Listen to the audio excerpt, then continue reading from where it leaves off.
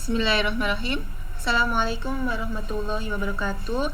Salam jumpa kembali pada mata kuliah logika dan algoritma. Apa kabar semuanya? Semoga semua dalam keadaan sehat dan bahagia selalu dan tetap semangat dalam belajar. Hari ini adalah pertemuan kita yang ketiga. Untuk pertemuan kita yang ketiga itu kita akan membahas terkait dengan notasi penulisan algoritma. Untuk tujuan dari pembelajaran pada pertemuan ini, yang pertama adalah menjelaskan tentang pilihan cara penulisan algoritma. Terus yang kedua, mengetahui tata aturan penulisan algoritma dengan bahasa deskriptif. Terus yang ketiga, memahami tata aturan penulisan algoritma dengan pseudocode. Dan yang keempat adalah mengetahui bagaimana notasi flowchart. Dan yang kelima adalah mengetahui cara penulisan algoritma dengan flowchart.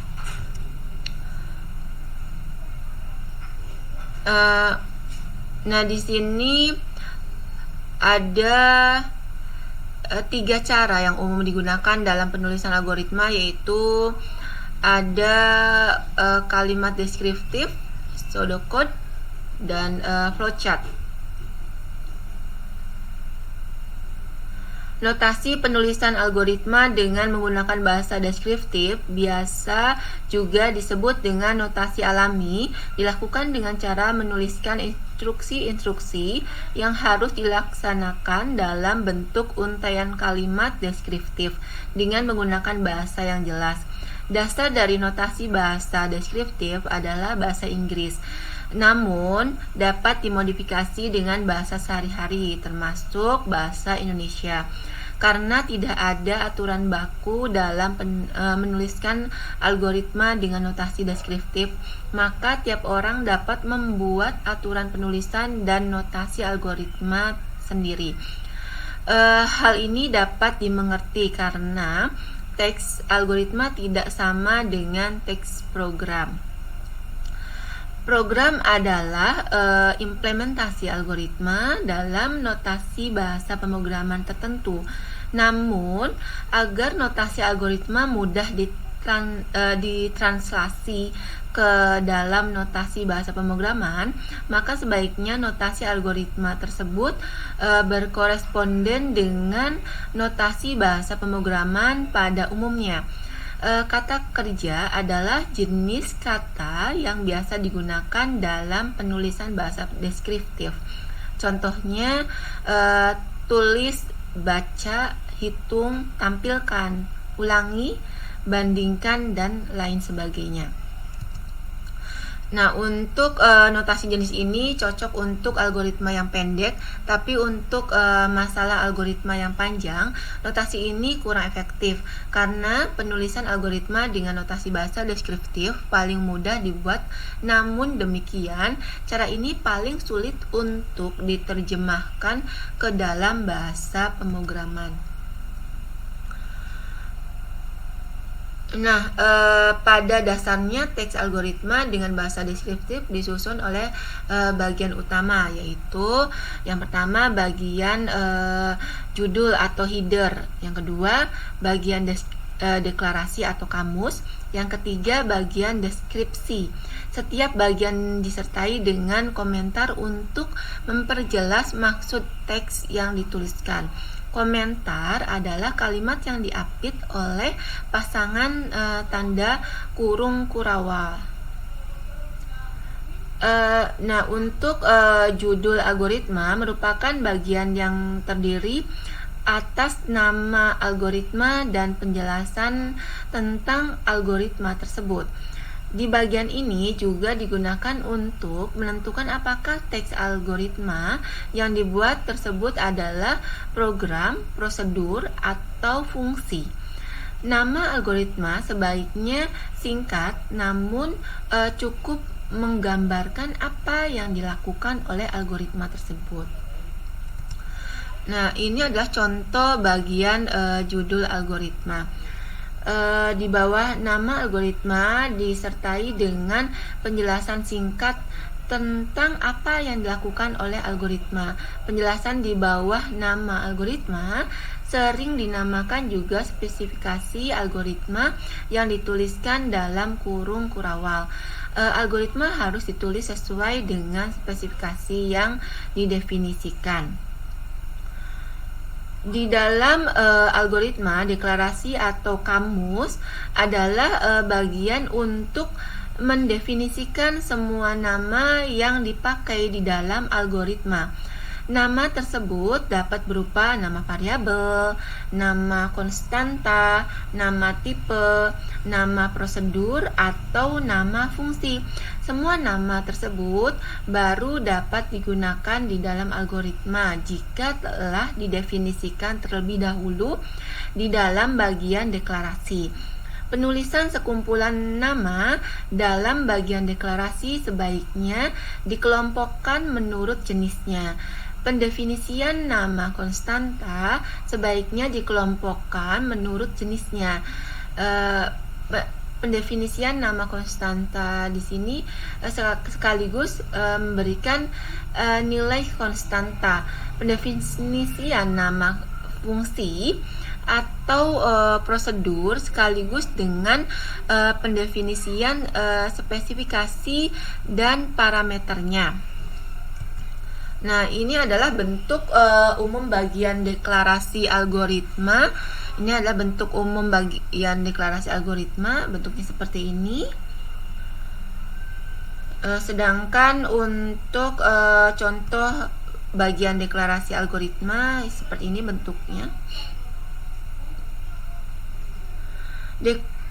Deskripsi adalah bagian inti dari struktur algoritma. Bagian ini berisi uraian langkah-langkah penyelesaian masalah. Langkah-langkah ini dituliskan dengan notasi yang lazim dalam penulisan algoritma. Setiap langkah algoritma dibaca dari langkah paling atas hingga langkah paling bawah. Urutan penulisan menentukan urutan pelaksanaan perintah. Suatu algoritma dapat terdiri dari 3 struktur dasar, yaitu runtunan, pemilihan, dan pengulangan. Ketiga jenis langkah tersebut membentuk konstruksi suatu algoritma.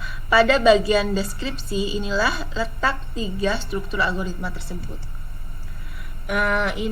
Berikut adalah contoh bagian deskripsi algoritma.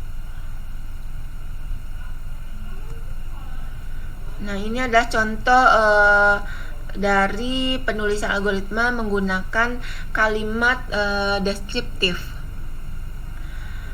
Di awal ini ada judul algoritma, terus yang berikutnya ada pendeklarasiannya, terus berikutnya ada deskripsinya. Selanjutnya kita ke flowchart. Flowchart adalah cara penulisan algoritma dengan menggunakan notasi grafis. Flowchart merupakan gambar atau bagan yang memperlihatkan urutan atau langkah-langkah dari suatu program dan hubungan antar proses beserta pernyataannya. Gambaran ini dinyatakan dengan simbol. Dengan demikian, setiap simbol menggambarkan proses tertentu, sedangkan antara proses digambarkan dengan garis penghubung. Dengan demikian, setiap simbol menggambarkan proses tertentu, sedangkan antar proses digambarkan dengan garis penghubung. Dengan menggunakan flowchart akan memudahkan kita untuk melakukan pengecekan bagian-bagian yang terlupakan dalam analisis masalah. Di samping itu, flowchart juga berguna sebagai fasilitas untuk berkomunikasi antara pemogram yang bekerja dalam tim suatu proyek. Flowchart menolong analis dan programmer untuk memecahkan masalah ke dalam segmen-segmen yang lebih kecil dan menolong dalam menganalisis alternatif-alternatif lain dalam pengoperasian. Pada dasarnya terdapat berbagai macam flowchart. Di antaranya ada flowchart system, ada flowchart paperwork, ada flowchart skematik, terus ada flowchart proses, ada juga flowchart program, serta ada flowchart proses tadi.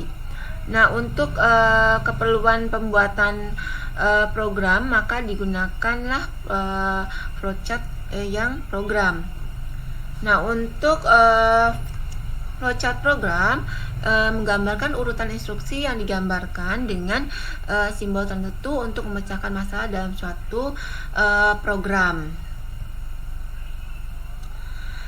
Dalam pembuatan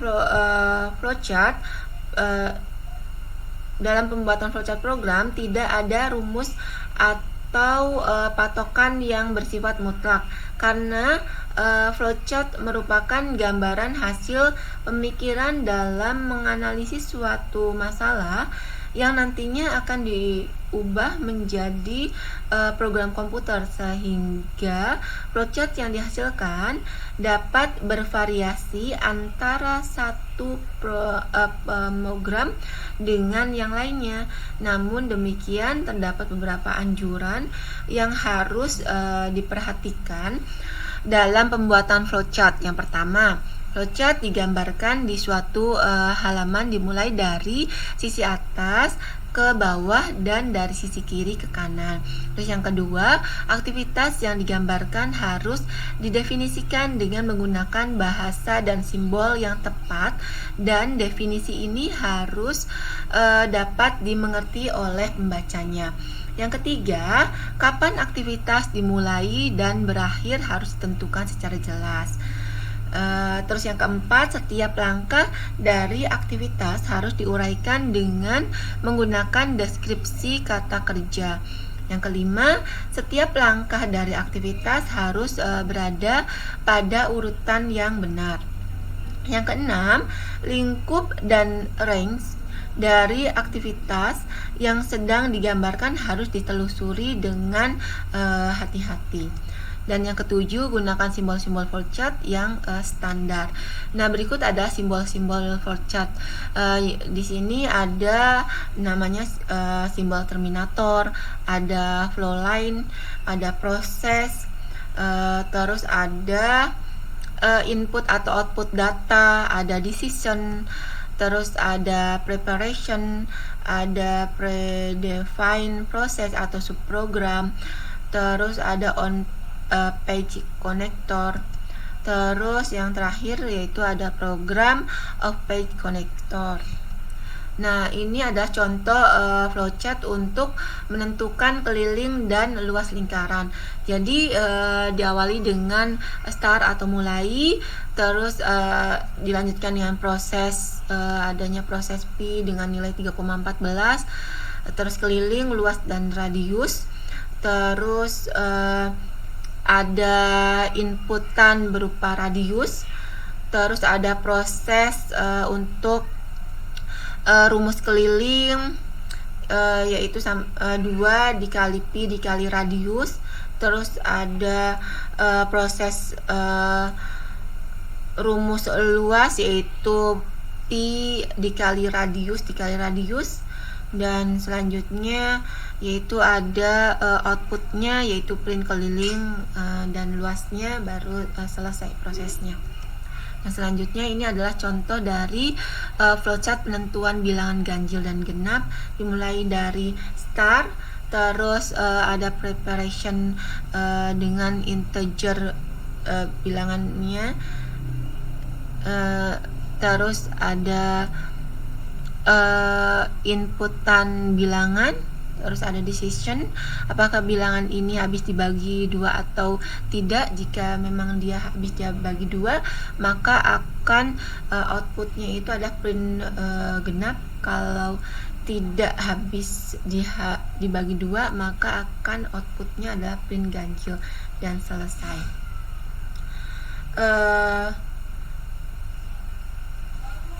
Baik, mungkin itu yang bisa saya sampaikan pada pertemuan hari ini.